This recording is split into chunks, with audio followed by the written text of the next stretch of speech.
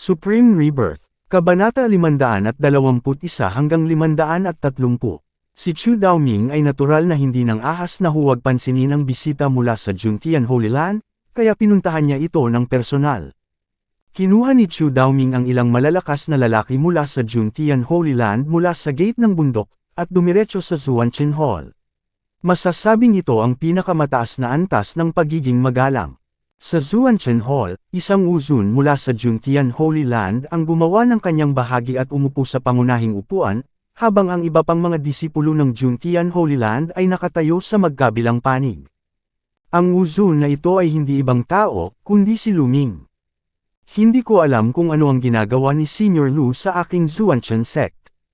Maingat na tanong ni Chu Daoming nang makita niya si Lu Ming na may galit na ekspresyon sa mukha. Tumawa si Lu Ming at sinabi, "Chu Daoming, Sect Master Chu, isa kang pambihirang Zuanchen sect. Mayroon kang isang malaking tao, kahit na sa banal na lugar ng Juntian." Malayong broadcast.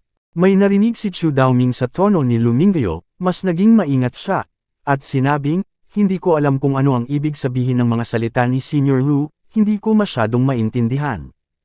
Muling bumantong hininga si Lu Ming, at sinabing, "Dahil hindi mo naiintindihan, diretsyong sasabihin sa iyo ng bathala, ang iyong Xuanchansong ba ay may maliit na lalaki na nagngangalang Chen Lei.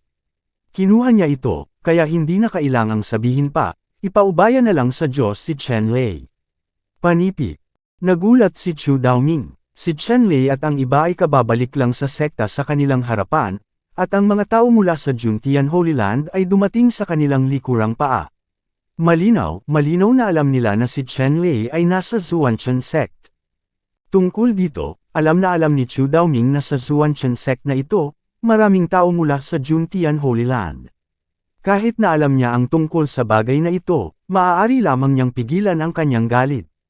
Alam mo, Zuan, sa likod ng Tianzang, mayroong maraming bagay na maaasahan sa Juntian Holy Land, at natural para sa Juntian Holy Land na palakasin ang kontrol nito sa Xuanzang. Gayunpaman, malinaw na naramdaman ni Chu Daoming na narito si Lu Ming at ang iba pa at walang magandang intensyon para kay Chen Lei, kaya kailangan niyang magtanong ng malinaw. Sa pag-iisip nito, muling sinabi ni Chu Daoming, "Senior Lu, hindi ko alam kung ano ang dapat alisin ni Chen Lei. Mangyaring sabihin sa akin kung ano ang nangyari." Tumingin si Lu Ming kay Chu Daoming ng malamig at sinabing, "Chu Daoming, naiintindihan ko ang iyong iniisip. Dahil nagtanong ka, bibigyan kita ng mukha at sasabihin sa iyo ng malinaw. Itong Chen Lei ang pangalan ng banal na pamilya, ang taong gusto kong maging. Sa pagkakataong ito, pupunta lang ako sa paglalakbay na ito para sa ibang tao. Hindi mo maaaring panatilihin itong Chen Lei. Huwag mo akong ipahiya. Iabot sa akin si Chen Lei. Maayos ang lahat. Kung hindi, ang iyong Zuanchen sect ay nasa malaking kapahamakan." Panipi. Narinig ni Chu Daoming ang sinabi ni Lu Ming hanggang sa puntong ito, at alam niya kung kailan maaaring masaktan muli ni Chen Lei ang Juntian Holy Land Holy Family. Ito ay isang tunay na manggulo. Tumango si Chu Daoming at nagsabi, "Senyor, sandali, tatawagan ko si Chen Lei." Tumango si Lu Ming na may malaking tinak, at sumang-ayon, gayunpaman, hindi siya natatakot sa maaaring laruin ni Chu Daoming. Umalis sina Chu Daoming, Yang Zan at iba pa, at hindi nagtagal ay dumating sa Xuanlei Peak kung saan naroon si Chen Lei. Sa oras na ito, si Zuan Lei Feng ay wala ng laman. Ang paglilinang ni Lei Meng ay matagumpay, at siya ay naglakbay sa kalangitan.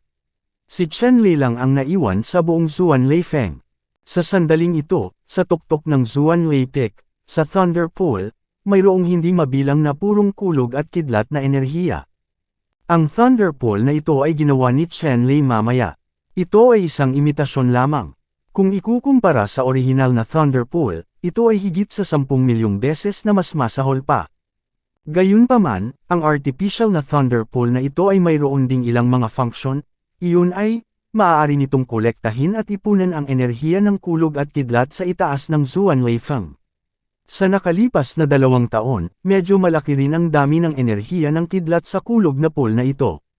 Ang unang bagay na ginawa ni Chen Lei nang dumating siya sa Zuan Lei Feng ay upang makuha at pinuhin ang lahat ng enerhiyang ito ng kidlat. Ang enerhiya ng kidlat na ito ay napakadalisay, at hindi ito tumatagal ng maraming oras. Sinipsip ni Chen Lei ang lahat ng enerhiya ng kidlat sa loob nito at pinino ito, at ang lakas ng kanyang katawan ay tumaas ng halos 10%. Ngayon ang katawan ni Chen Lei ay kasing lalim ng dagat, at maaaring tumaas ng 10%, na sapat na upang ipakita ang dami ng enerhiya ng kulog sa Thunder Pool na ito. Muling naglakad si Chen Lei sa Xuanlei Peak, lahat ay iba, at saglit, medyo nakaramdam si Chen Lei sa kanyang puso. Maaaring ito na ang huling beses na babalik siya sa Xuanlei Feng. Wala pang isang taon, papasok siya sa Xuanming Academy at lalahok sa Immortal Seed Project. Hindi ko alam kung gaano katagal, bumalik. Susunod, si Chen Lei ay nakagawa na ng malabong desisyon sa kanyang isipan, kaya sa pagkakataong ito ay bumalik siya sa Xuanlei Feng. Kung walang mga aksidente, ito na ang huling pagkakataon. Nakaramdam ng emosyonal si Chen Lei, at nagsama-sama sina Chu Daoming at Yang Zon at natagpuan sila. Nakita ni Chen Lei ang Sect Master at Yang Fengzhou na dalawang halikan, at mabilis na binati sila. Sect Master, Feng Master Yang, may nangyari ba? Si Chen Lei ang nagkusa na magtanong, dahil kung walang malalaking bagay, bakit magkasamang pupunta ang Sect Master at Master Yang Zonfeng sa Xuanlei Peak na ito? Dumiretso si Chu Daoming sa punto at sinabing, "Oo, Chen Lei, mayroon talaga kaming gustong hanapin." Pagkatapos nito, ipinaliwanag ni Chu Daoming ang kanyang intensyon kay Chen Lei sa hinaharap. Matapos pakinggan ang mga salita ni Chu Daoming, si Chen Lei ay nagpakawala ng mahabang buntong hininga at nagsabi, "Oo naman, nandito pa rin sila, ngunit mas mabilis sila kaysa sa inaasahan ko. Parang sobrang balisa, sige na." Sinabi ni Chu Daoming, "Chen Lei, ano ang nangyari, bakit mo pa hinamon ang Juntian Holy Land?"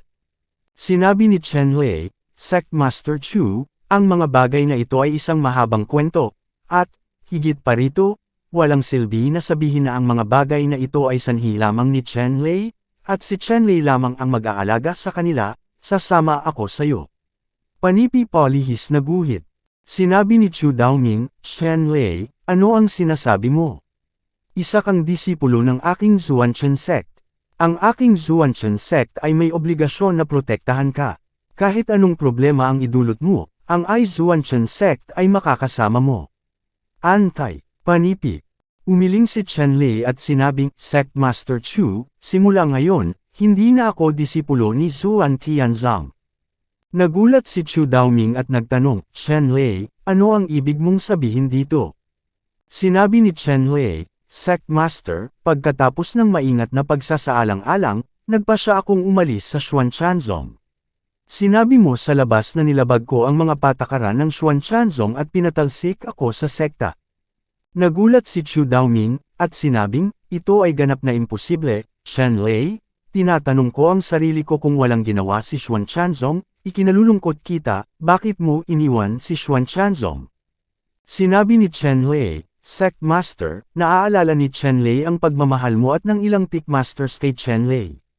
Gayunpaman, kung patuloy akong mananatili sa Xuan Tian Sect, magdadala lamang ito ng kapahamakan sa Xuan Tian Sect. Sa makatuwid, mas mabuting umalis sa Xuanchanzong. Malinaw kung pinag-isipan ito, at hindi mo na kailangan pang hikayatin siya." Panipi. Sa oras na ito, parehong malinaw sina Chu Daoming at Yang Zon tungkol sa mga intensyon ni Chen Lei. Sa pagbabalik, pinatay ni Chen Lei ang daan-daang mga disipulo sa dalawang banal na lugar, sina Yinyang at Lingshu, kabilang ang dalawang martial arts class powerhouses. Para sa dalawang banal na lugar na iyon, talagang imposibleng mabuhay, at tiyak na gagawin niya ito, maghayganti ng dugo.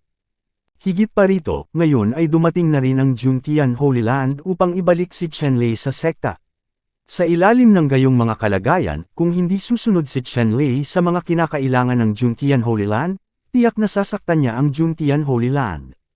Bilang isang disipulo ni Xuanchanzong, hahayaan ni Chen Lei si Xuanchanzong na sumunod na may masamang kapalaran, at sa sandaling umalis siya sa Xuanchanzong, ang mga bagay na ito ay may kaugnayan lamang sa kanya, at hindi siya ang namamahala sa Xuanchanzong. Chen Lei, ito ay para maakit ang lahat ng galit sa kanyang sarili. Kabanata 522. Sina Chu Daoming at Yang Zon ay tumingin kay Chen Lei na may komplikadong mga mata. Ang mga aksyon ni Chen Lei ay walang alinlangan ang pinakamahusay na pagpipilian para kay Zuan Tianzang, ngunit paano naman si Chen Lei? Haharapin ni Chen Lei ang Yin-Yang Holy Land, Lingshu Holy Land, at Juntian Holy Land ng mag-isa. Lahat ng ganoong pressure ay dadaanin ni Chen Lei mismo. Matitiis kaya niya? Matitiis kaya niya? Sinabi ni Chu Daoming, Chen Lei, hindi ba ito patas sa iyo? Kudlit. Sinabi ni Chen Lei, Sovereign Chu, makatitiyak ka na hindi ito magiging patas. Para sa akin, tinatanggal din nito ang mga kadena. Tungkol naman sa kaligtasan ko, hindi mo kailangang alalahanin iyon. Alam mo, nasa akin pa rin ang Lightning Clan. Bilang future son-in-law, walang madaling mahawakan ako. Panipik. Nakinig si Chu Daoming sa mga salita ni Chen Lei. Bagamat alam niya na ang mga salita ni Chen Lei ay halos nakakaaliw, kailangan pa rin niyang aminin na ang mga salita ni Chen Lei ay may tiyak na katotohanan. Ang magiging manugang ng Lei Clan, ang ganoong pagkakakilanlan ay sapat na upang matakot ang ilang partido na kumilos ng padalos-dalos. Sa pag-iisip nito, sinabi ni Chu Daoming, sa kasong ito, sumasang-ayon ako sa iyong kahilingan, ngunit tandaan, palagi kang magiging miyembro ng aking Zuanchan sect. Sinabi ni Chen Lei, Sect Master, huwag mag-alala, kahit saan ako pumunta, hindi ko ito malilimutan. Muling sinabi ni Chu Daoming, kung gayon, ano ang gagawin mo sa mahalagang tao ng Juntian Wazan Holy Land? Kung ayaw mo siyang makita, papaalisin na kita ngayon. Sinabi ni Chen Lei, Sect Master, kung ganito ang kaso, hindi ba ito magiging dilema para kay Zuan Tianzang? Kaya, nang makita ko itong Luming, gusto kong makita, ano kaya ang kanyang Juntian Holy Land?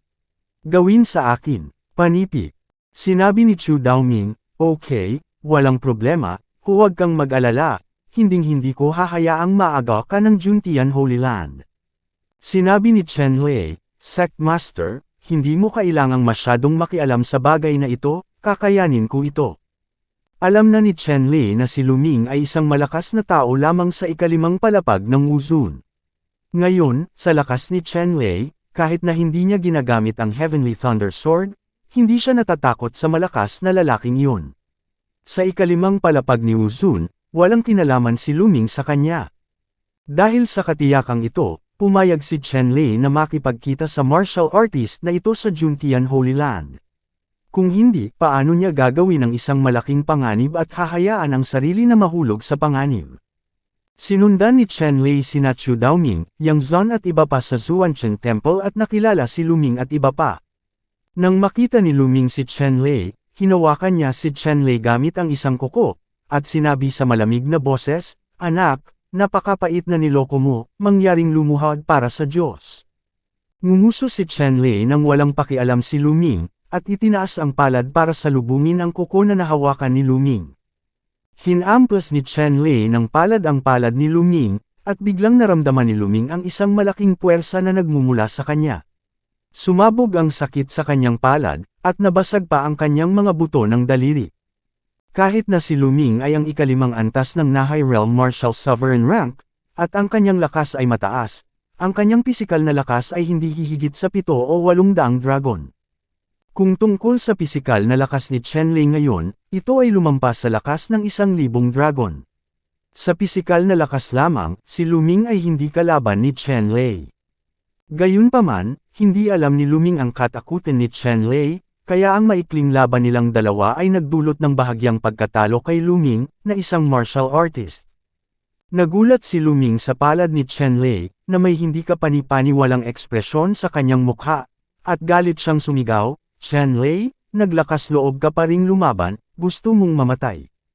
Hinarap siya ni Chen Lei at sinabing, Luming, sinipa ba ng asno ang ulo mo? Dapat ba kitang hayaang gawin ito? Tumingin si Luming kay Chen Lei at malamig na sinabi, Chen Lei, kahit anong laban mo sa pagkakataong ito, wala itong silbi. Pinakamabuting sundan ako pabalik sa Juntian Holy Land, kung hindi, ang iyong pagtatapos ay magiging napakalungkot. Malamig na ngumuso si Chen Lei at sinabing, kung hindi ako babalik sa iyo, paano iyon? Kinagat ni Luming ang kanyang mga ngipin at sinabi, kung hindi ka sumama sa akin, huwag mo akong sisihin sa pagiging walang awa, hanggat sinuman ang may kaugnayan sa iyo, ang Diyos ay isa-isang papatayin, sasabihin sa iyo na kalabanin mo ang banal na lupa. General Juntian, gaano kasakit ang magiging. Ikaw, ang Qingyang sect, at ang Zuanchen sect ay lalayuan lahat sa kanilang mga aso. Pagdating ng panahon, sa tingin ko magiging matapang ka. Si Chen Lei ay nagpakita ng galit na ekspresyon sa kanyang mukha at sinabing, para takutin ang isang maliit na taong tulad ko sa isang kasuklam-suklam na paraan, ito ba ang estilo ng Juntian Holy Land? Hindi ako natatakot na ikalat ito at magpatawa. Si Luming ay nagpakita ng isang maitim na ngiti, at sinabi, nahihiya, sino ang nangahas na tumawa? Bukod pa, na nangangahas na ipalaganap ang salita, Chen Lei, huwag maging walang muwang, at bumalik ng masunurin sa Diyos. Kung ganoon ang kaso, maaari kang manatili.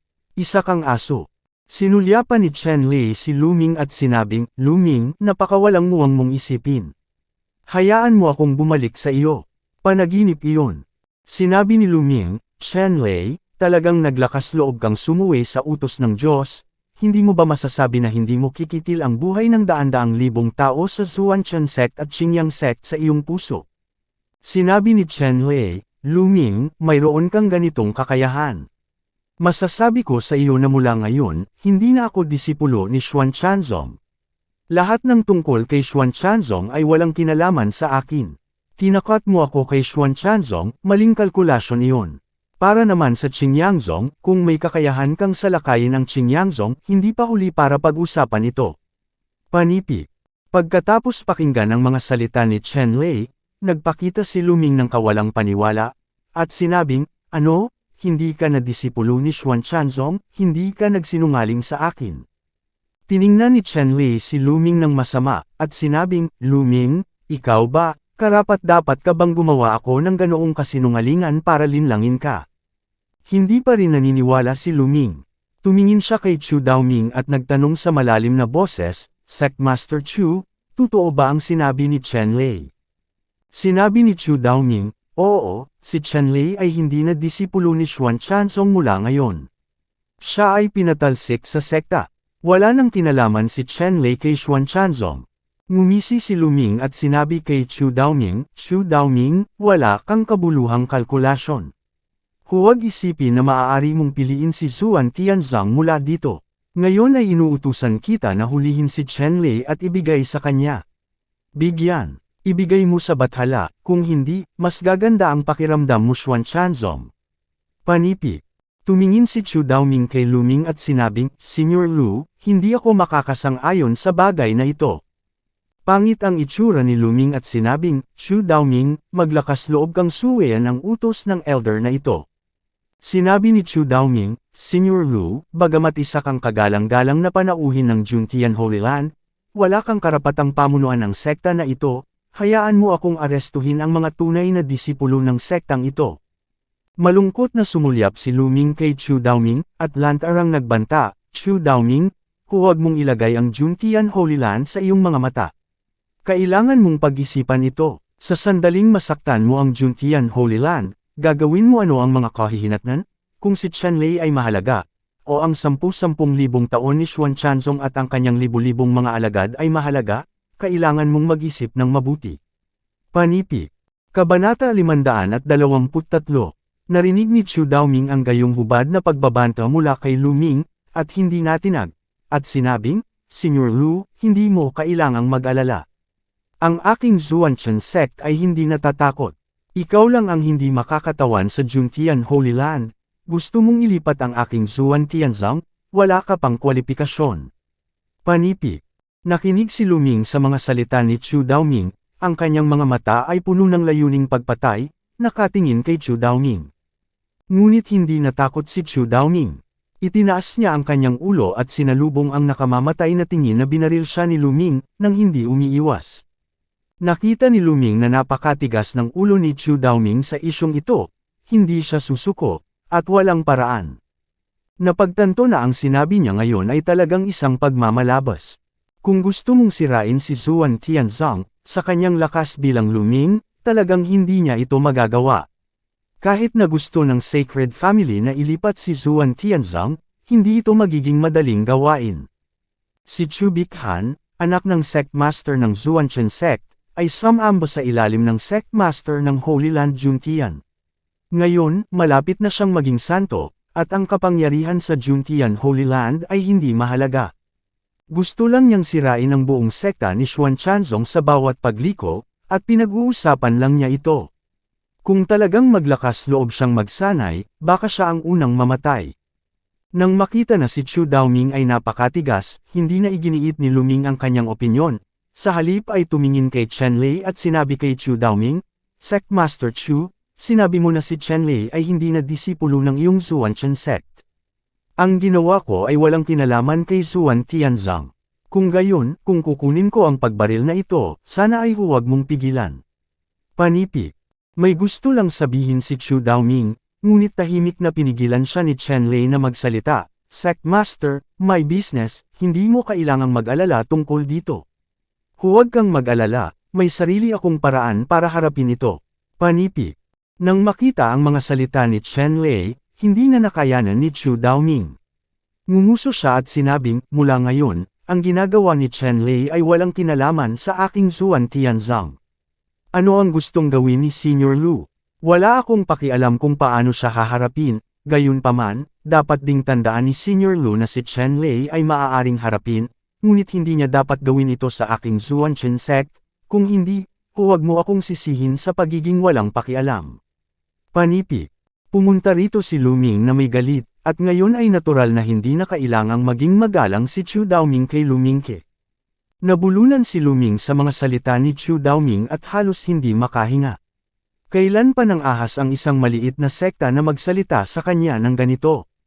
Ngunit alam din ni Luming na si Chu Daoming ay mayroon ding malakas na suporta sa likod niya. Kung talagang matigas siya, malamang hindi siya makakalakad. "Okay, no problem, the deity promises you. I don't believe Chen Lei can still stay in your gate for life." Matapos subukang unawain, sinabi ni Luming kay Chu Daoming ng marahas. Bago makapagsalita si Chu Daoming, direktang sinabi ni Chen Lei, "Luming, hindi mo kailangang maging agresibo, aalis ako ngayon sa Xuanzang. Kung may kakayahan ka, susundan mo ako. Gusto kitang turuan hanggang dulo." Ano ang kanyang mga kasanayan? Panipik. Nanlamig ang mga mata ni Luming, at sinabi niya, "Okay, kapag umalis ka sa Xuanchen sect, lalaban tayo muli. Titingnan ko kung may lakas ka pa ng loob." Panipik. Malamig na bumantong hininga si Chen Lei, hindi nagsalita, ngunit direktang nagpaalam kay Chu Daoming at sa iba pa, at pagkatapos ay iniwan si Xuan Tianzang nang walang anumang pag-aalala. At ang mga umalis sa Xuanzang kasama si Chen Lei ay sina Bai Minman, Nia Chenran, Xiongda, Shi at iba pa. Ngayon, maaari na ring bumaba ng bundok si Nia Chenran, at talagang ayaw ni Nia Chenran na iwan si Chen Lei. Sa pagkakataong ito ay pupunta si Chen Lei, at sasama siya kay Chen Lei. Nag-isip sandali si Chen Lei, at pumayag sa kahilingan ni Nia Chenran. Pagkatapos ng lahat, siya ay magmadali sa Fengjing, ang kabisera ng Diyos, upang lumahok sa Immortal Miao Project ng Xuanming Academy sa loob ng ilang buwan. Sa oras na iyon, dapat ding pumunta si Nia Chenran kay Xuanming sa huling Yuan Wuhui. Sa oras na ito, maingat niyang gabayan at gabayan si Nia Chenran, upang mapabuti ang lakas ni Nia Chenran.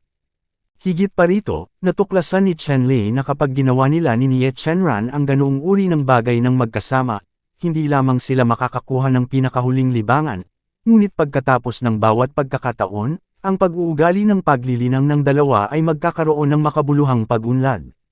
Dahil dito, medyo nalito si Chen Lei, hindi pa niya ginagamit ang dual cultivation method, paano niya mapapabuti ang kanyang cultivation? Gayunpaman, ito ay isang magandang bagay pagkatapos ng lahat. Hindi mahanap ni Chen Lei ang dahilan, kaya tumigil na lang si Chen Lei sa paggalugad, ngunit, nagsanay, kasama si Nia Chenran ng mas madalas. Si Chen Lei at ang iba pa ay direktang iniwan si Xuan Tianzang sakay ng Flood Dragon Chariot, habang si Luming ay sumunod ng malapit ng walang pagkaantala. Gayunpaman, kung alam ni Luming na ang dalawang powerhouse sa ikapitong palapag ng Wuzhen ay sunod-sunod na pinugutan ng ulo ni Chen Lei, iniisip ko kung maiinip pa rin siya. Nang makitang hinahabol siya ni Luming, hindi gaanong nag-alala sina Chu Daoming at Yang Zan, dahil alam ni Yang Zon na sa lakas ng pakikipaglaban ni Chenlei, tiyak na hindi kalaban ng Luming na ito. Ngayon, ang dapat gawin ni Zuan Tianzang ay kunin si Chenlei. Ang usapin ng pagpapaalis sa sekta ay laganap sa buong mundo, na nagpapawalang bisa sa ideya ng Yin Yang Holy Land at Lingshu Holy Land na kumikilos laban kay Zuan Tianzang. Si Yang Zon ang namamahala sa bagay na ito, at si Chu Daoming ay personal na nagsulat ng liham na dadalhin sa Juntian Holy Land at ibinigay ito sa kanyang anak na si Chu Bikhan, kung si Xuan Chanzong ay makakaligtas sa krisis na ito, at umaasa din sa lakas ng Juntian Holy Land. Sa oras na ito, si Chenlei at ang iba pa ay nasa bundok, at sila ay pinigilan ni Luming at ng iba pa. Chenlei, hindi ka babaliw noong nasa Zuan Tianzang ka. Titingnan ko kung baliw ka pa rin. Pinigilan ni Luming si Chenlei at ang iba pa, at pagkatapos, sa kanyang mga kamay sa kanyang likod, mukhang siya ang may kontrol, at sinabi kay Chenlei ng casual. Pwede mong subukan. Malinaw ang mga salita ni Chenlei, ngunit hindi siya tumingin kay Luming. Nena si Luming sa kanyang puso, lalo na ang walang pakialam at casual na ugali ni Chenlei, naramdaman niyang minamaliit siya ng isang taong transfiguration, na naging dahilan upang hindi siya mabata. Bukod dito, dadalhin niya si Chenlei, at ang utos na ibinigay sa kanya ng Sacred Family ay buhay at kamatayan. Hindi alam ni Luming kung bakit labis na nagmamalasakit ang Sacred Family kay Chenlei, ngunit bilang elder ng Sacred Family, kailangan niyang sundin ng walang kondisyon ang mga utos ng Sacred Family.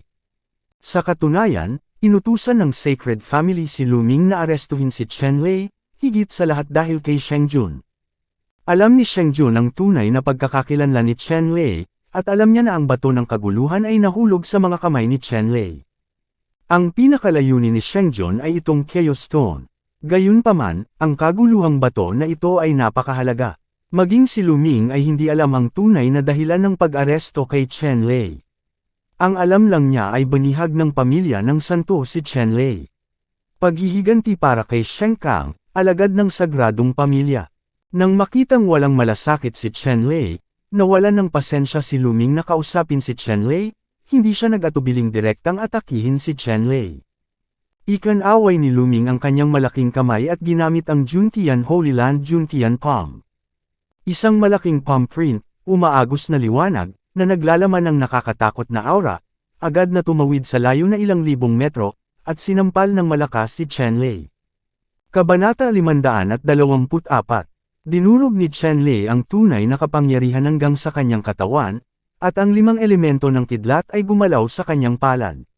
Isang may pilat na palm figure ng electric light ang bumaril mula sa kanyang palad at malakas itong hinampas sa kamay ni Juntian, palad, na nagdadala ng dakilang kapangyarihan. Habang nagsasalpukan ng dalawang palad, nag-intertwined ang mga electric light beam at isang divine light beam ang bumaril sa kalangitan. Isang malaking sinag ng liwanag ang bumalot sa mga ulap at tumagos sa makapal na ulap. Sa pagitan ng langit at lupa, tila nagkaroon ng napakalaking kulog, at ito ay parang isang banal na tambol na pinalo ng malakas.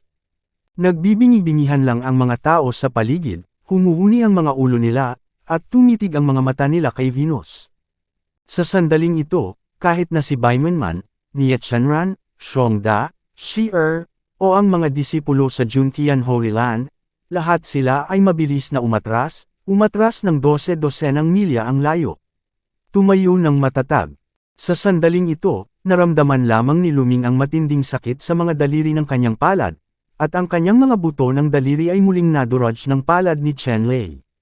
Dahil dito ay nakaramdam ng labis na kahihiyan at inis si Luming. Ang marangal na martial arts class powerhouse ay talagang hindi katugma kay Chenlei, isang martial king sa anyo ng kaharian. Naghahanap ng kamatayan. Umungol si Luming, tumalon ang momentum sa kanyang katawan. Sa kalangitan, ang chi ng true element ay nag-condensed sa bilis na nakikita ng mata, nagiging baligtad na Yuan Si, dahan-daang umiikot, pinupuno ang katawan ni Luming. Nahay realm, maaari mong tipunin ang heaven at earth Yuan Chi sa dagat, pagpalain ito sa iyong sariling katawan, o sa itaas ng kayamanan, at lubos na mapataas ang lakas ng pag-atake. Ito ang kakilakilabot na bagay tungkol sa Nahay World Martial Arts. Masasabing kapag naabot mo ang Wuzhen level ng Nahay Realm, makokontrol mo na ang bahagi ng Tiandi Yuan Chi. Ang pag-unawa at kontrol ng Tian de Grand Dao ay ang pamantayan para sa pagsukat ng lakas ng mga kapangyarihan sa antas ng Wuzhen. Si Luming ang elder ng Juntian Holy Land, linangin upang matutunan ang pinakanangungunang mga diskarte. Siya ay likas na malakas sa pagkontrol sa langit at lupa. Nang makitang ang pisikal na lakas ay hindi kalaban ni Chen Lei, direkta niyang dinurog ang pinakamalakas na kaharian ng Nahay. Isang makapangyarihang paraan ang gumamit ng kapangyarihan ng langit at lupa upang patayin si Chen Lei sa isang iglap. Malamig na bamantong hininga si Chen Lei. Bagamat hindi pa niya naaabot ang estado ng Nahay sa paglilinang, ito ay dahil masyadong maikli ang kanyang oras sa paglilinang. Gayunpaman, ang kanyang maraming pakikipagsapalaran ay nagbigay daan sa kanya na lumitaw sa kanyang kasalukuyang estado. Ang lakas ng dagat. Sa paggalaw ng pag-iisip ni Chen Lei, isang siksik na dahon ng lotus ang agad na nagbago mula sa kanyang katawan, na may radius na 10 ektarya, at ang hugis nito ay parang buhay, tulad ng sangkap nito. Ang lotus seed na binago ng mga dahon ng lotus na ito ay nakapalibot kay Chen Lei. Ang bawat dahon ng lotus ay naglalabas ng mahiwagang liwanag, na bumubuo ng isang malaking proteksyon na ilaw na kurtina upang protektahan si Chen Lei. At pagkatapos, isang malaking lotus na bulaklak na binago ng lakas ng kulog at kidlat ay lumitaw ng dahan-dahan, nagniningning sa lahat ng direksyon. Sa kawalan, isang dagat ng Yuan-Chi ang nabuo sa isang iglap, at pagkatapos ay bumuhos sa isang malaking kulog at kidlat na lotus, na naging sanhi ng kulog at kidlat na lotus na agad na bumubulusok, naging daan-daang metro ang sukat, sa himpapawid, at namumulaklak. Ito ang pinakadakilang tagumpay ni Chen Lei sa Transformation Realm. Ayon sa tatak ng GLA Shenlian Cultivation, nabuo ang imahe ng Lotus Thunder God. Ang imaheng ito ng Lightning God Lotus sa hangin ay may ilang katangian ng Heavenly Tribulation. Ang siksik na ilaw ng kuryente ay patuloy na pumipintig sa katawan ng bulaklak ng lotus, na gumagawa ng mga detalyadong tunog ng pag-crack, na nagtataglay ng lubhang nakakatakot na aura. Ang leliya na ito ay umikot sa isang maliwanag na kumikinang na electric light, at sumabog patungo kay Luming sa hangin. Bumukas ng husto ang mga mata ni Luming, at pumalpak siya ng kamao. Isang sinag ng liwanag na kasing kapal ng bundok ang bumaril mula sa kanyang kamao at dumiretso kay Lelian na tinamaan ng kidlat sa hangin. Boom! Sa isang malakas na ingay, ang sinag ng liwanag ay sumabog ng husto kay Lelian, at ang mga bilog ng nakikitang shockwave ay sumugod sa lahat ng direksyon. Ang Purple Rain at ang Cyan Gods ay nag-intertwine, na naging isang nakakasira ng mundo. Sa sandaling ito, ang mga nakapaligid na bundok, tulad ng mga dayami, ay sunod-sunod na bumangon, sumabog sa hangin, at nawala sa usok. Ang lilang lightning lotus, ang mga talulot ng mga petals ng lotus ay isa-isang naghiwa-hiwalay, at ang sinag ng fist light ay tuloy-tuloy, walang katapusan, at tila nagtataglay ng walang kapantay na kapangyarihan. Kaya lang, ang mga lilang petals ng thunder lotus ay tila walang katapusan, ang isang talulot ay dissolution, at ang isa pa ay lilito, palaging pinapanatili ang kumpletong hugis ng thunder lotus. Sa wakas, ang walang katapusang mga sinag ng fist light ay tuluyang nawala, at ang lightning lotus ay namumulaklak pa rin sa hangin, mukhang napaka-ethereal at maganda. Wow! Ang Lelian na ito ay biglang nagulat, nabasag ang kawalan, at nagpakita sa harap ni Luming sa isang kisap mata.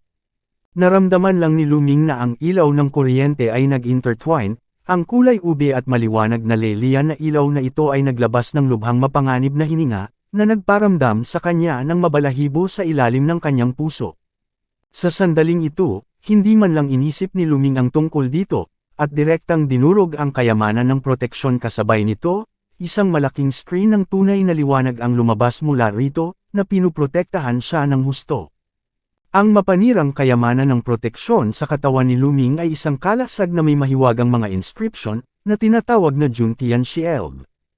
Ang Juntian Shield at Juntian Hook ay dalawang kayamanan ng Juntian Holy Land. Mayroon silang isang atake at isang depensa, at sila ay napakalakas. Siyempre, ang dalawang dakilang kayamanan na ito ay palaging pundasyon ng Juntian Holy Land, at hindi kailanman madaling nalantad. Ang winasak ni Luming sa panahong ito ay natural na isang clone lamang. Gayunpaman, kahit na ang mga imitasyon ay mga high-end na kalakal, at sa Juntian Holy Land, hindi lahat ay maaaring magkaroon ng mga ito ng basta-basta. Si Luming ay nagkaroon din ng matibay na relasyon sa Sacred Family at inilaan ang kanyang sarili sa linya ng Sacred Family. Noon lamang siya nakatanggap ng kopya ng Juntian Shield na gagamitin sa pagtatanggol sa sarili. Ang bahaging ito ng Juntian Shield ay nagbigay daan kay Luming na makayanan ang suntok ng isang Soul-type Realm Martial Sorcerer nang walang anumang pinsala. Ito ay sapat na upang isipin kung gaano kalakas ang depensa ng panig na ito ng Juntian Shield. Gayunpaman, kahit na hinaranggan niya ang Juntian Shield sa kanyang harapan, at sirain ang kanyang mga taon ng cultivation defensive skills, ang pakiramdam ng panganib sa puso ni Luming ay hindi pa rin nabawasan kahit kaunti. Nalabis na ikinagulat ni Luming, hindi ko maintindihan kung saan nanggagaling ang pakiramdam ng panganib na ito. Dumating ang lilang Lelian sa isang kisap mata, at unang damapo sa tunay na malaking kalasag. Gayunpaman, ang tunay na kalasag na ito, tulad ng isang pape, ay hindi makapigil kay Lelian, kaya ito ay natagos. Pagkatapos nito, ang lilang Lelian na ito, na parang kidlat, ay tumama sa Juntian Shield. Ang kalasag ni Juntian ay nagbuga ng bilyon-bilyong sinag ng liwanag, at ang kalasag ni Juntian, na makatiis sa buong suntok ni Wu Sheng, ay hindi gumanap ng anumang papel sa pagkakataong ito. Ang Purple Lightning Lotus ay madaling tumagos sa shield ni Juntian, nahulog kay Luming. Sa sandaling bumagsak ang Purple na Thunder Lotus na ito kay Luming, nagkaroon ng biglaang pagsabog ng kulog, na naging isang dagat ng mga kidlat na talon, na tuluyang nilunod kay Luming. Ang Thunder God Lotus, itong Thunder Lotus, ay nilikha ng paglilinang ni Chen Lei matapos maunawaan ang isang bakas ng Thunder God Lotus sa kawalan. Ang lotus na ito ay may natatanging katangian ng Thunder God Lotus, ibig sabihin ay hindi pinapansin ang depensa. Kung ito man ay ang Juntian Shield o ang protective mask ni Luming, ito ay walang silbi sa harap ng Thunder God Lotus. Ang Thunder Lotus na ito ay naglalaman ng walang katapusang electric light, at ang biglaang pagsabog ay ginamit lahat sa katawan ni Luming. Kabanata 525. Si Luming ay nalunod ng daan-daang milyong talon ng kidlat. Ang bawat isa sa mga kulog na ito ay naglalaman ng bakas ng celestial na kalamidad. Ang mapanirang kapangyarihan na ginawa ng pagtitipon ng 10-10 milyong kulog na ilaw, isipin mo na lang, mararamdaman mo na ang buhok ng anit na abaka. Sa dagat ng kulog, ang masakit na dagandong ni Luming ay tumunog, ngunit nagkaroon lamang siya ng ilang beses na sumigaw bago siya tuluyang malagutan ng hininga. Tanging ang walang katapusang kulog ang umaalingaw-ngaw. Sa ilang sandali, ang liwanag ng kulog ay nawala, ang langit at ang lupa ay bumalik sa kailanman, at ang lugar kung saan matatagpuan si Luming ay lumitaw sa harap ng lahat. Kaya lang, nang tumingin ang lahat sa lugar na iyon, lahat sila ay natigilan, dahil sobrang miserable ngayon. Nakita ko lang ang lugar kung nasaan si Luming. Sa kasalukuyan, mayroon na lamang isang kalansay na natitira.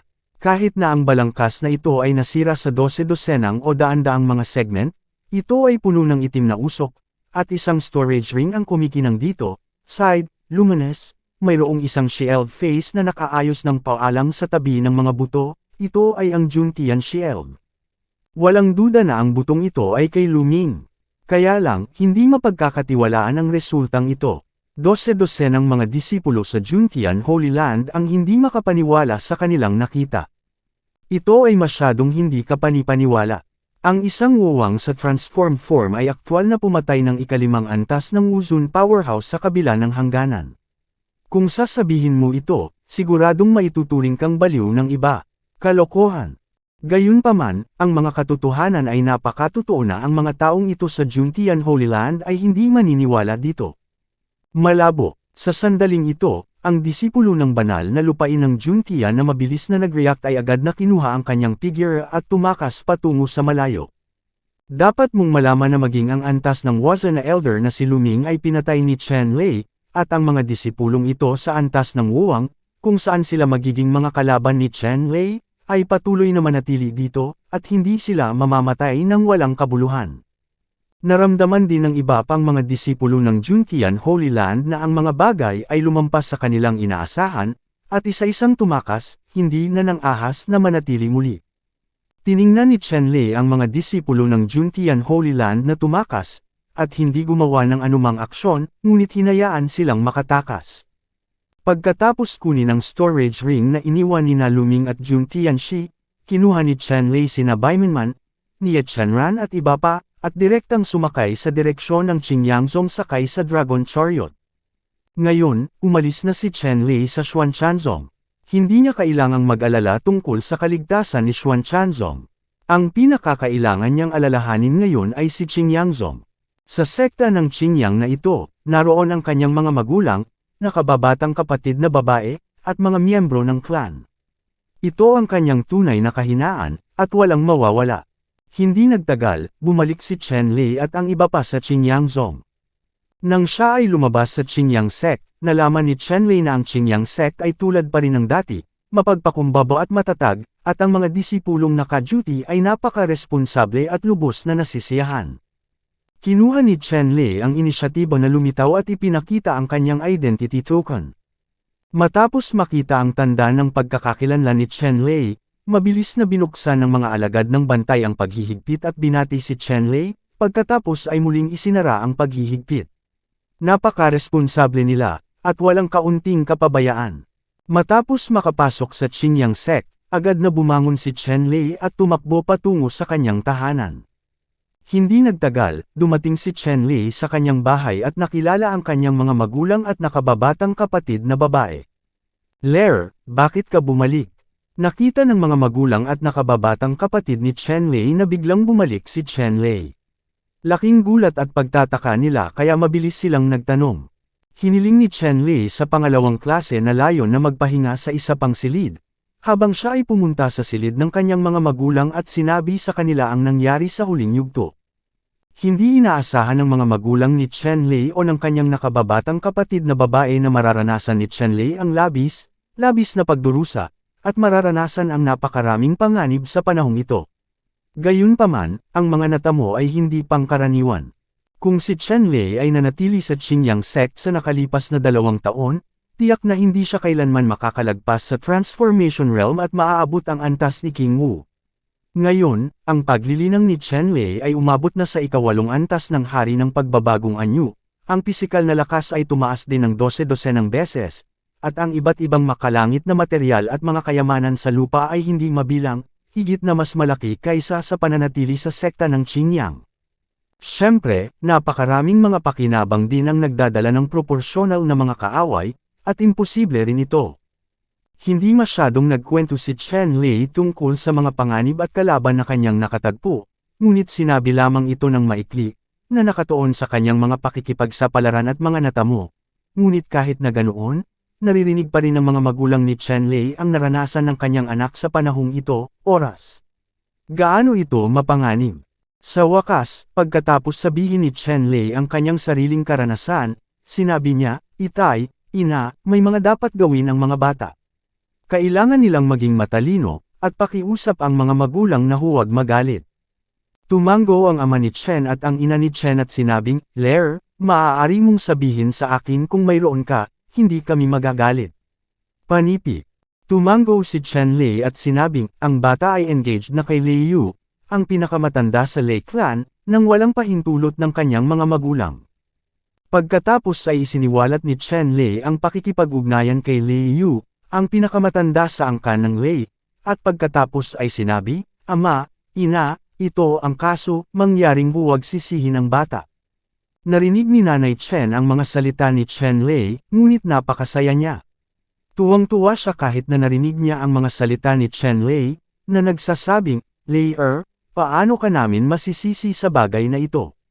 Bago maging huli ang lahat, kung ang Lei clan ay isang malaking pamilya na maihahambing sa isang banal na lupain, ayon sa sinabi mo, sakop pa rin tayo. Panipi.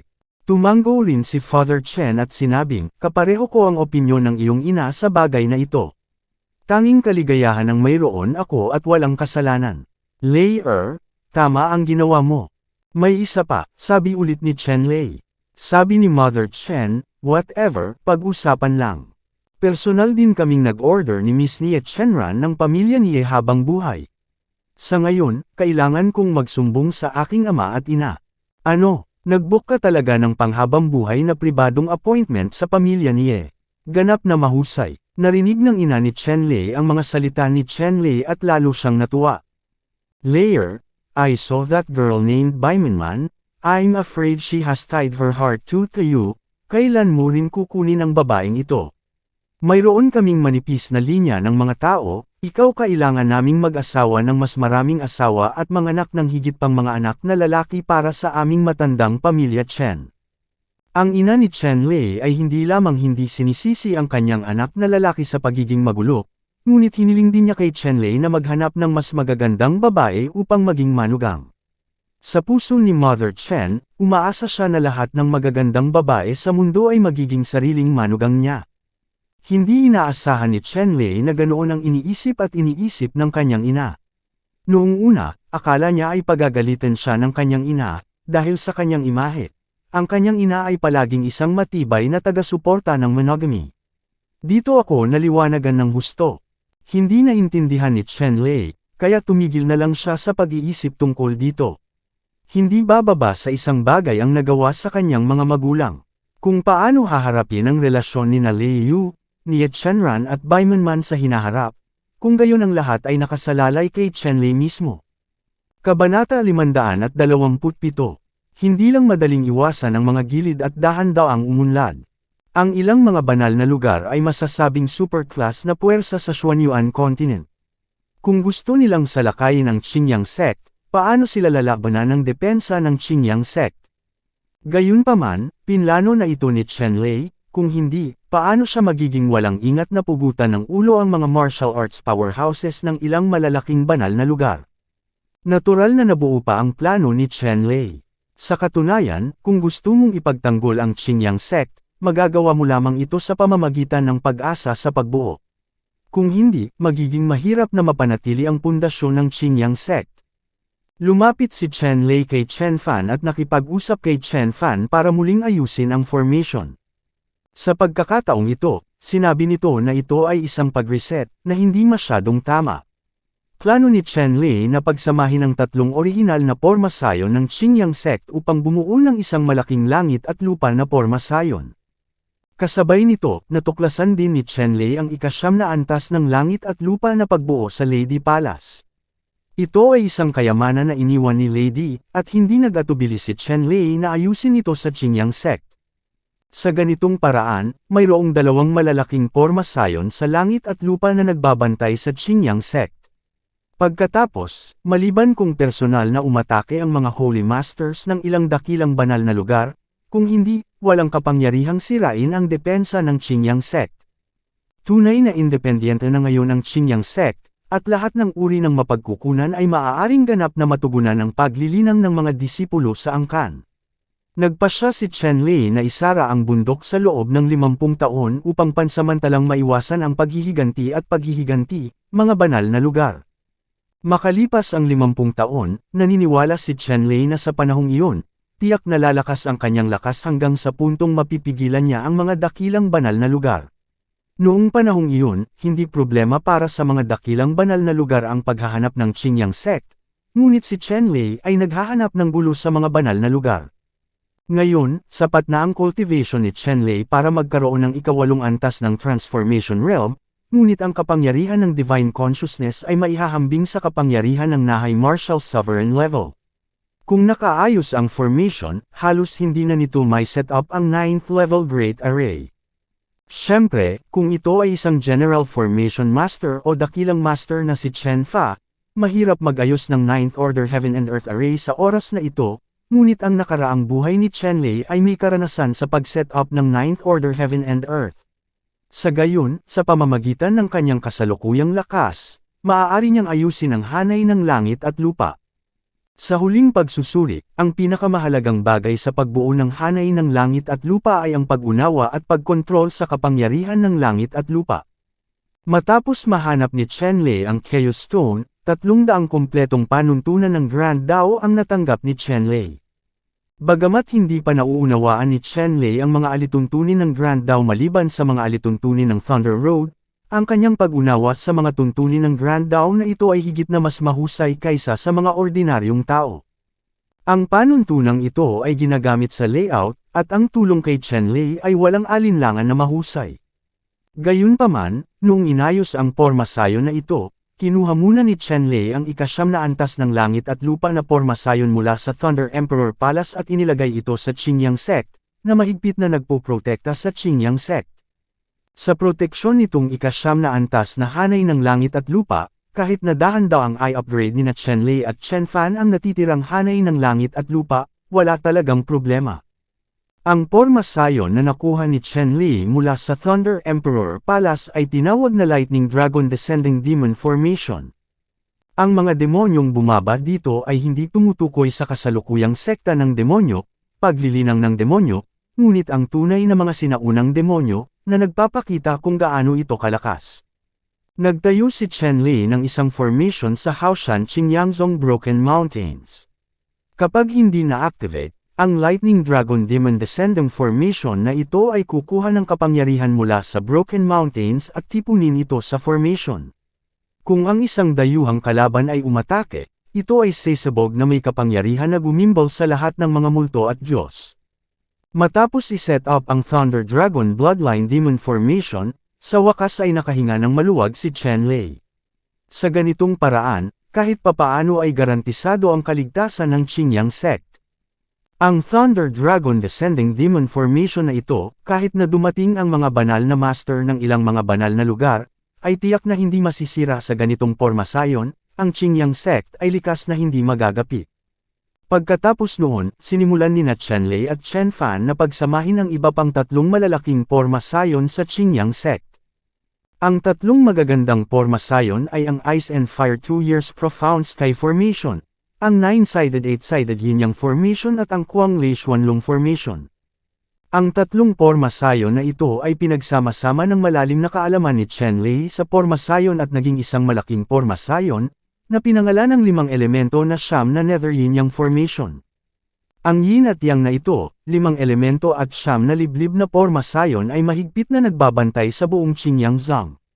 Bagamat hindi pa ito umabot sa level ng Heaven and Earth Array 9th level, umabot na rin ito sa level ng 7th order ng Heaven and Earth Array. Ipinagkatiwala ni Chen Lei si Chen Fan na kumpletuhin ang follow-up na pagpapabuti ng 5 elements Yang-Yang at 9 Nether Formation. Si Chen Fan ay karapat-dapat na maging pinakapambihirang henyo sa pagbuo na nakita ni Chen Lei. Sa loob lamang ng 2 o 3 taon, nilinang ni Chen Fan ang kultibasyon na misteryosong pormasayon na ibinigay sa kanya ni Chen Lei sa ikatlong antas. Si Chen Fan ngayon, ay naging isang tunay na master ng formation. Alam mo, si Chen Fan ay nasa early 20s pa lang. Kung alam ng mga tao ang tungkol sa pagkakaroon ng isang freak tulad ni Chen Fan, natatakot ako na ang lahat ng mga pangunahing banal na lugar at Xuanming Academies ay ipakilala siya sa isang mahusay na paraan, nang walang paghuhusga. Ang pag-iral ni Master Chen Fa ay mamahalin kahit saan. Kaya lang hindi natutuwang gumalaw si Chen Fan. Pinakamalaking interes niya na manatili sa Qingyang Sect upang pag-aralan ang mga pormasayon. Maliban kung ang kanyang cultivation formation ay isang malaking tagumpay, posibleng umalis sa Qingyang Sect at maglakbay sa mundo. Sa kontrol ni Chen Fan sa palasyo ng Qingyang, napakagaan ng loob ni Chen Lei. Matapos makumplito ang lahat ng kaayusan na ito, bumalik si Chen Lei sa Instrument Hall ng Qingyang Sect, sa mixing room, tahimik na umatras. Pinili ni Chen Lei ang refining room dahil gusto na niyang pinuhin ang ilang magic treasures. Ang kapangyarihan ng ilan sa kanyang mga kayamanan sa nakaraan ay medyo mahina. Ngayon gusto niyang pinuhin muli ang kayamanang ito, para pantayan ang sarili niyang lakas. Ang unang bagay na pinino ni Chen Lei ay isang gintong patpat. Ang ginintoang cudgel na ito ay isang tier 4 na kayamanan, at ito ang pinakamaginhawang kayamanan na ginamit ni Chen Lei sa maagang yugto. Ang pinakamahalagang katangian ng kayamanang ito ay ang kakayahang magpakita ng 8 beses ng kritikal na katangian ng strike. Isipin mo, ang pisikal na lakas ni Chen Lei ngayon ay may lakas ng 1,000 dragon, kasama ang bonus ng lakas ng pagsasanay, kahit na hindi niya gamitin ang paraan ng nahay, maaari siyang mag-shoot ng kusa, mayroong kasing dami ng 2,000 mga dragon. At pagkatapos magkaroon ng kapangyarihan ng 8 beses ang kritikal na strike, ito ay magiging kapangyarihan ng 16,000 dragons. Ang ganoong kapangyarihan, kahit na ang isang malakas na tao na umabot sa rurok ng martial arts, ay sisubog ng isang mace.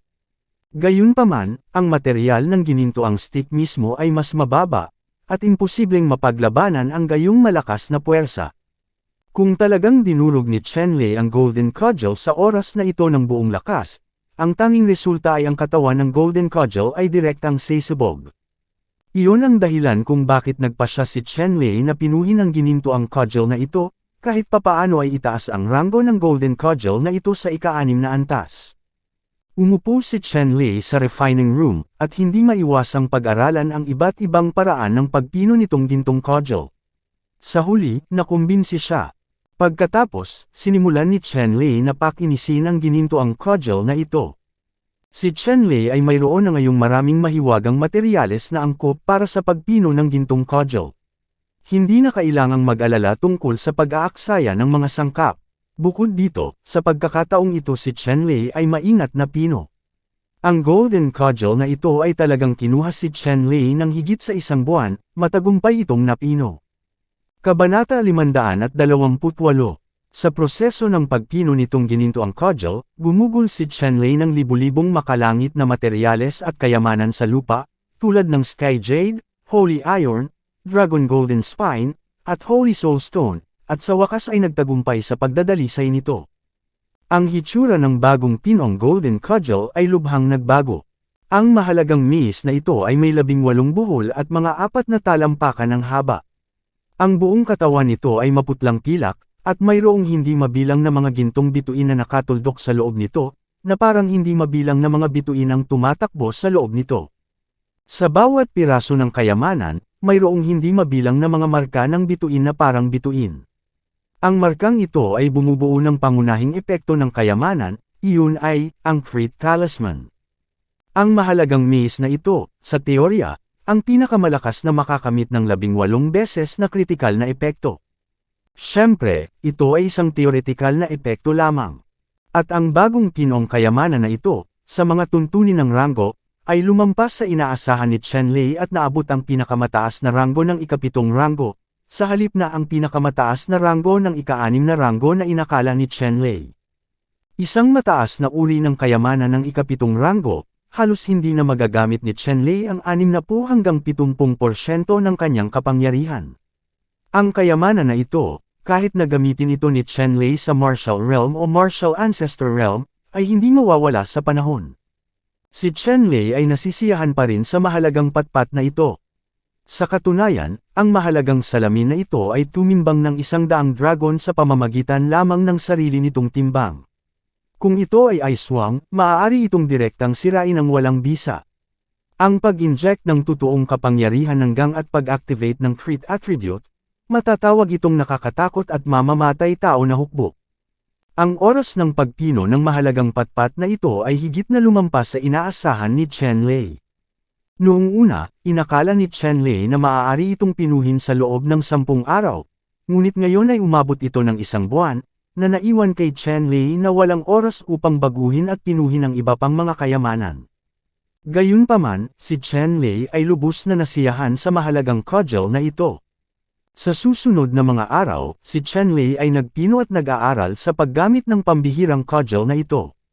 Habang pinag-iisipan niya, mas nararamdaman niya ang mga mahiwagang gamit ng pambihirang wand na ito. Ngayon, sa kapangyarihan ng mahalagang cudgel na ito, nararamdaman ni Chenlei na madali niyang mapatay ang isang powerhouse sa tuktok ng kaharian ng Wuzhen. Dapat mong malaman na kapag ang kayamanan na ito ay nawasak, maaari niyang ibigay ang 10 beses ang kritikal na epekto ng strike. Ang pag-atake ngayon ni Chenlei ay halos 2,000 dragon, at 10 beses ang kritikal na pag-atake ay 20,000 kapangyarihan ng dragon. Ang ganoong nakakatakot na pag-atake, kapag ang rurok ng Wuzhen powerhouse ay natamaan, mayroon lamang isang dulo, at iyon ay dadalhin sa ambon ng dugo. Habang pinag-aaralan ni Chenlei ang gintong patpat na ito, sa wakas ay nabali ang Qingyang Zunwei, at ang koponan ay mabangis at napatay dito. Ang pangkat na ito ay pinamumunuan ng 5 malakas na lalaki sa antas ng Wuzhen. Ang natitirang halos 100 disipulo ay mga elite ng Martial King Realm. Nagdala sila ng malamig na pagpatay na layunin sa kanila. Malinaw na ang team na ito ay hindi isang bulaklak sa isang greenhouse, ngunit isang tunay na mandaragit. Ang pangkat na ito ng mga lalaki at kabayo ay may nakaburden na logo ng Juntian Holy Land sa kanilang mga damit. Chen Lei, lumabas ka at mamatay. Ang martial arts class powerhouse, Volide standing sa labas ng gate ng Qingyang Zhongshan, ay galit na sumigaw. Ang Wuzu na ito ay may malamig na mukha at layuning pumatay. Ang pangalan niya ay Lu Shan, siya ay pinsan ni Lu Ming na pinatay ni Chen Lei. Ang paglilinang ay mas mataas kaysa kay Lu Ming. Ngayon siya ang rurok ng ikapitong antas ng Wuzhen sa kaharian ng Nahai, isa lamang ang layo, maaaring makapasok sa kaharian ng ikawalong antas ng Wuzun. Ilang oras na ang nakalipas, sa sandaling umalis si Lu Shan sa customs, nakatanggap siya ng balita na ang kanyang pinsan ay pinatay ni Chen Lei. Sa oras na ito, ang banal na pamilya ng Juntian Holy Land ay nagtitipon ng mga lalaki at kabayo, naghahanda na pumunta sa Qingyangzong, arestuhin si Chen Lei, at idmanda ang master. Kusang loob na hiniling ni Lu Shan na lumahok sa pagkilos na ito sa unang pagkakataon. Gusto niyang patayin si Chen Lei gamit ang praktikal na aksyon para ipaghiganti ang kanyang pinsan. Kaya lang sa pagkakataong ito ay naharang ng kapangyarihan ng Holy Lord Line ang aksyon ng Sacred Family kaya naantala ito ng maraming araw bago ito maisakatuparan. Kung ito ay dahil lamang kay Lu Ming at ilang mga disipulo ng banal na lupain, kung gayon ang sagradong pamilya ay maaaring talagang bigyan ng linya ng mukha ang banal na guro. Pagkatapos ng lahat, ang pangunahing layunin ng sagradong pamilya sa oras na ito ay ang Chaos Stone. Ang Chaos Stone na ito, ang kayamanan ng mundo, at ang mga mithiin ng sagradong pamilya ay dapat makuha. Sa makatuwid, kahit na hinarang ng banal na guro ang pagkilos sa pagkakataong ito, sa huli, nabigo itong pigilan ang pagkilos ng sagradong pamilya. 5 martial masters ang ipinadala upang pamunuan ang koponan sa Qingyang sect. Sa pagkakataong ito, hindi lamang makuha ng banal na pamilya ang Chaos Stone ni Chen Lei sa kanyang mga kamay, kundi para sirain din ang Qingyang sect at patayin ang Qingyang sect nang hindi umaalis dito, para mabigla ang mundo. Isang taong naglakas loob na pumatay sa mga alagad ng Juntian Holy Land. Hindi maitakda ang precedent na ito. Kung hindi, sino ang kukuha ng Juntian Holy Land sa mata ng mundo? Kaya, sa pagkakataong ito, hindi lang napanalunan ng Sacred Family ang Chaos Stone sa mga kamay ni Chen Lei, kundi para maitatag din ang prestihiyo nito. Si Chen Lei at ang iba ay nasa Qingyang sect, syempre narinig nila ng malinaw, at agad na umalis para makarating sa gate ng Qingyang Zhongshan, nakatayo sa loob ng gate, nakatingin sa labas. Sa ngayon, mabilis na umunlad ang teritoryo ng Qingyang sect. Ang dalawang lungsod ng Thunder Clouds at Guangtao ay hindi na ang gate ng Qingyang sect. Ang tunay na tarangkahan ng Qingyang sect ay lumawak ng daan-daang milya, nagtayo ng mataas na gate ng bundok.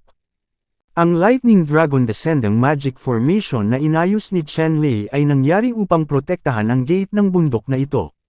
Si Chen Lei, Shen Tangshan at iba pa ay tumingin sa labas.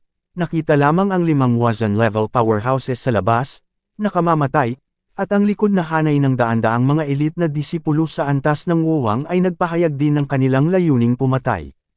Chen Lei, lumabas ka at mamatay. Nakita ni Lu Shan si Chen Lei at ang iba pa na lumitaw sa loob ng gate ng bundok, na may hawak na sibat sa unahan, na may makulay na aura, at mga patong-patong ng sikretong abaka na parang mga dragon na lumalangoy sa paligid ng sibat, na nagpapakita kung gaano ito kalakas. Ito ay isang treasure soldier. Nakita ni Lu Shan si Chen Lei at ang iba pa na lumitaw, lalo na galit, at ang braso na may hawak ng baril ay bahagyang nanginginig, na nagpapakita kung gaano siya galit sa kanyang puso. Ang pag-aalay ng Qingyang sect, pag-aalis ng cultivation, pagluhod at paghingi ng kasalanan, maaari kitang pigilan para sa buong katawan, kung hindi, hindi lang ikaw ang mamamatay, kundi ang iyong mga magulang, mga kamag-anak, at ang buong Qingyang sect ay lahat ay dahil sa iyo, ito ay nawasak, at ang mga abo ay nawala, at maging ang manok o ang aso ay hindi na natili. Panipi.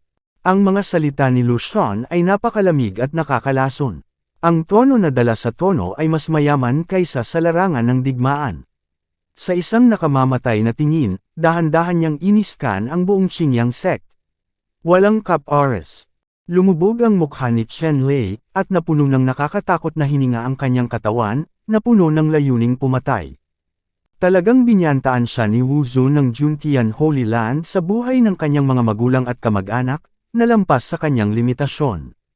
Masasabing ang mga magulang at nakababatang kapatid na babae sa buhay na ito ay mga negatibong kaliskis ni Chen Lei, at hindi sila dapat hawakan ng sinuman. Matapos sabihin ni Lu Shan na nagbabanta sa buhay ng mga magulang at nakababatang kapatid ni Chen Lei, nagpasya si Chen Lei na huwag ibigay si Lu Shan. Upang iwanan ang pagkakataon ng buhay, kailangan niyang mamatay. Kabanata 529. Lumabas si Chen Lei sa hanay ng proteksyon ng Porma Sayon at lumitaw sa labas ng gate ng bundok. Layer. Bulalas ng mga magulang at nakababatang kapatid ni Chen Lei, pareho silang nag-aalala. Sinulyapan ni Chen Lei ang kanyang mga magulang at nakababatang kapatid na babae, na nagpapakita ng isang ngiti, at sinabi, "Ama, ina, huwag kang mag-alala sa akin, panuurin mo akong kunin ang ulo ng matandang aso na ito." Matapos marinig ang mga salita ni Chen Lei, ang ekspresyon ni Lu Shan ay naging mas malamig ng walang sabi-sabi. Pinitik niya ang mahabang sibat sa kanyang kamay at naging isang bulaklak ng sibat na namumukadkad na parang bituin, at agad na tinakpan ang buong katawan ni Chen Lei. Ang mga paa ni Chen Lei ay kumikislap ng dekoryenteng ilaw, at ang kanyang kidlat na footwork ay tumama sa buong kanya na parang mga multo at multo, nakakadismaya na hakbang-hakbang, hakbang-hakbang, at madaling nakatakas sa makakapal na putok ng mga bulaklak na parang mga bituin. Sa paligid, sunod-sunod na burol, ay direktang dinampot ng mahabang sibat ni Lu Shan, pumutok sa hangin, at naging granizo ng daan-daang ektarya. Ang mga burol ay bumagsak ng makapal, at ang mga tanawin ay kahanga-hanga. Sa sandaling ito, sa harap ng gate ng bundok ng Qingyang sect, isang malaking purple electric light circulation shield ang lumitaw, na nagpo-protekta sa buong Qingyang sect. Makikita na sa napakalaking purple na electro-optical na kalasag na ito, mayroong isang piraso ng kidlat na dragon, 10,000 talampakan ng haba, na natatakpan ng makakapal na kalistis, at lilang liwanag na lumilipad sa paligid ng kalasag, na nagpapakita ng kawalan ng pagtatanggol, at takot. Hindi mabilang na mga putok ng baril ang lumipad sa malaking electro-optical shield na ito at sunod-sunod na sumabog. Gayunpaman, ang kalasag na ito ay nanatiling hindi gumagalaw, kahit ang pinakamahinang alon. Si Chen Lei ay gumala sa gitna ng hindi mabilang na mga sinag ng baril, na may nakaka-relax na ekspresyon, at hindi nakaramdam ng kaba o takot dahil ang kalaban ay isang powerhouse sa ikapitong palapag ng klase ng martial arts. Magkaroon ng kamalaya na mayroong hindi mabilang na Wazen-level powerhouses na namatay sa kanyang mga kamay sa kanyang nakaraang buhay. Sa buhay na ito, nakapatay siya ng 3 hanggang 5 powerhouse sa antas ng Wazen. Ang pressure ng isang Wazen-level powerhouse, walang epekto sa kanya. Sa oras na ito, mayroon ng extra golden cudgel si Chen Lei sa kanyang kamay, iyon ay isang pinong golden cudgel. Sa pagkakataong ito, gusto niyang gamitin ang cudgel na ito para pumatay ng iba at ipaalam sa mga tao kung ano ang reverse skills ni Chen Lei. Si Chen Lei ay kasing bilis ng kidlat, at hindi nagtagal ay nilapitan niya si Lu Shan sa loob ng 100 metro. Tiningnan ni Lu Shan ang kanyang napakagandang paraan ng pagbaril, at hindi napigilan ni Chen Lei. Sa dagandong, biglang nagbago ang estilo ng baril sa kanyang kamay. Ito ay nagiging simple at prangka. Walang maraming banayad na pagbabago, ngunit ang kapangyarihan ay tumaas ng maraming beses. Hindi lamang iyon, direktang pinakilos din ni Lu Shan si Tian Di Yuanqi, at nakita ang isang umiikot na dagat ng yuan na lumilitaw sa itaas ng kanyang ulo, direktang gumagawa ng isang malaking channel gamit, sibatang kanyang ng ang kanyang baril. Sa sandaling ito, natural na naramdaman ni Chen Lei ang matinding pressure. Ang mga layer ng berdeng lotus shadow ay lumabas mula sa kanyang katawan. Ang lugar ay 10-10 ektarya. Diretso ang pagtapak ni Chen Lei sa lotus platform, na may hindi mabilang na lotus petals na nakalayer sa itaas, protektahan siya at makayanan ang napakalaking pressure. Ang ginamit ni Chen Lei ay ang guardianship ng Thunder God Lotus. Ang mahalagang pamamaraan na ito ay may walang cap-oras na mga kakayahan sa pagtatanggol. Kahit na dinala ni Lucian ang presyon ng kapangyarihan ng langit at lupa, perpektong ipinagtanggol siya ni Chen Lei. Sa sandaling ito, ang lotus platform sa ilalim ng mga paa ni Chen Lei ay umiikot, gumagalaw sa isang mahiwagang trajectory. Ang mahiwagang trajectory na ito ay eksakto kung saan may depekto ang paraan ng baril ni Lucian. Kasunod ng mga depekto sa paraan ng baril ni Lucian, ang mar-angle na gininto ang kamahalan ni Chen Lei sa kanyang kamay, hinampas ito patungo kay Lucian. Sa pag-iniksyon ng kapangyarihan ni Chen Lei, 10 gintong rune ang lumabas mula sa katawan ng mace sa isang iglap. Ang mga parihabang gininto ang rune ay umikot sa paligid ng mace, at sa isang kisap mata, hindi mabilang na rune ang kumalat at naging ang malaking liwanag ng mace na daan-daang talampakan ng haba, tulad ng isang Optimus pillar, ay nabasag ito patungo kay Lucian Kuang. Ang puso ni Lucian ay biglang lumitaw na isang biglaang krisis, at ang mahabang sibat sa kanyang kamay ay agad na nakabawi. Ang karagatan ng sigla sa itaas ng kanyang ulo ay bumuhos lahat sa poste ng baril sa isang kisap mata, at lumitaw ang buong haba ng baril. Ang 5 piraso ng napakalaking makulay na aura, kahit na umindayog, ay naging isang malaking makulay na maskara. Itinurok ni Lucian ang isang dagat ng sigla sa baril. Ang Yuan Chi Si ay may kasing dami ng 5,000 dragon. Ang stick na ito ay mahaba at ang kalidad ay pambihira din. Ika-7 dagat order mataas na uri. Higit sa lahat, direkta niyang ipinakita ang isa sa kanyang mga paraan ng pagbaril, isa sa mga pinakabihasa sa pagprotekta at pagtatanggol. Ngunit, kahit na, sa pagharap sa gininto ang liwanag na naakit ni Chen Lei, ang puso ni Lucian hindi pa rin mapahina ang pakiramdam ng panganib. Ang 10 beses na critical strike rune ay ganap na nabuksan at hamampas sa pag-ilog na kalasag na sinayaw ni Lucian gamit ang mahabang sibat. Malas. Ang mahabang hiyawa na umalangaw-ngaw sa pagitan ng langit at lupa ay umalangaw-ngaw sa tenga ng lahat, at gamulong ang dugo ng lahat. Sa sandaling ito, higit sa 100 Martial King level na mga disipulo ng banal na lupain ng Juntian ng buong mukha pagkatapos magpalit, si Chi-Chi ay bumubula ng isang subo ng dugo. Ang natitirang 4 na martial arts level powerhouses ay isa-isang binago ang kanilang mga mukha. Hindi nila inaasahan na ang suntok na ito ay magkakaroon ng napakalakas na kapangyarihan. Ginagamit nila ang mga pagsasanay ng paisa-isa at pinananatili itong parang magic sound. Parang brain shock wave. Sa isang pagpatay, sa pagitan ni Chen Lei at Lucian, isang nakasisilaw na kinang-ang na mukadkad, gininto ang liwanag at 5 kulay na aura ang nagsanib. Ang gininto ang light stick at ang 5 kulay na mahabang sibat ay nagbanggaan sa isa't isa, na naging sanhi ng marahas na pagyanig ng mundo. Sa lupa, sunod-sunod na malalaking bitik ang lumitaw, at hindi sila napakalalim, tulad ng isang kaila-hilakbot na mahiwagang kailaliman, na napapalibutan ng mga taluktok ng bundok, tulad ng mga dayami, na itinaas ng isa-isa, lumilipad sa lahat ng direksyon.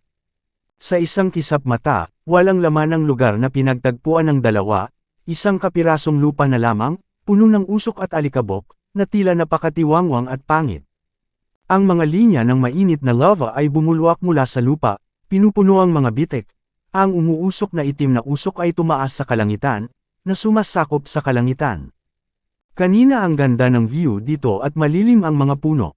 Gayunpaman, sa isang iglap, mayroong mga lobo sa lahat ng dako, magma ay dumadaloy, at ang hangin ay napuno ng masangsang na amoy ng asupra, at ang mga mata ay pawang itim na usok, tulad ng impyerno.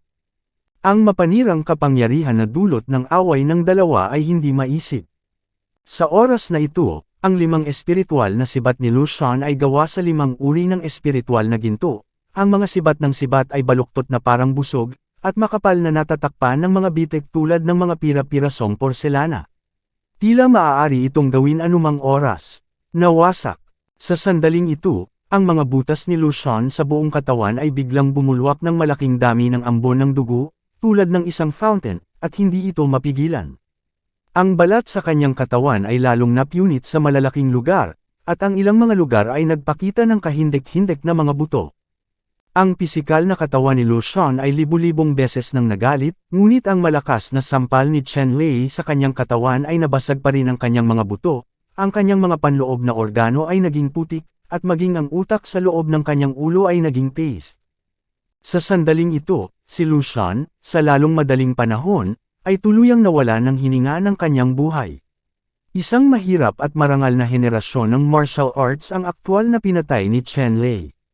Hindi lang niya ito inaasahan, ngunit ang Juntian Holy Land ay may isang klase ng Wuzhen powerhouse, hindi ito inaasahan. Kabanata 530, hanggang sa napuno ng dugo ang buong katawan ni Lucian, na parang punit na sako, na nahulog siya mula sa himpapawid, at pagkatapos ay nag-react, natakot at nagalit ang iba pang martial arts sa Juntian Holy Land. Chen Lei, napakatapang mo, naglakas loob kang patayin ng mga matatanda sa Juntian Holy Land. Si Wu Zun ay puno ng balbas at buhok, at ang kanyang mukha ay puno ng galit. Ang mahabang espada sa kanyang kamay ay gumawa ng tunog ng pag-awit ng dragon, at agad siyang lumabas sa kaluban, itinuro si Chen Lei. Ang tatlo pang Wu Zun ay nagpakalat din ng kanilang momentum, at nilock si Chen Lei mula sa malayo, isa-isa na parang malalaking kaaway.